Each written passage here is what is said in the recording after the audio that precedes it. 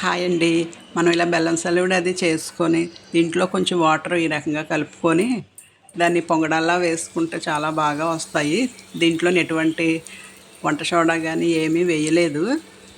కొంచెం పచ్చి కొబ్బరి మాత్రం నేతిలో వేయించి వేస్తే చాలా టేస్ట్ బాగుంటుంది. మనకి ఇలాగా పూరీలాగా చక్కగా పొంగుతాయి. చిన్న మూకిట్లో వేసుకున్న కొంచెం ఆయిల్ వేసి సరిపోతుంది. దీనికోసం పెద్దగా ఎక్కువ ఆయిల్ అది వేయనవసరం లేదు.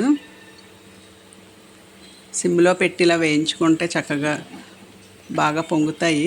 అందులో మధ్యలోని కూడా చాలా బాగా వేగుతుంది కూడా.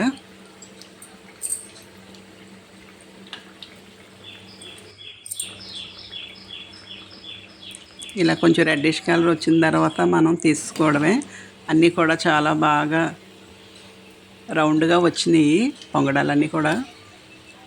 టేస్ట్ కూడా చాలా బాగుంది. ఇలా మనం గృహప్రవేశానికి ఎవరికైనా స్వీట్ బదులు చలివిడి కొంచెం పొంగడాలు ఇస్తే మనకి చాలా మంచిది కూడానా.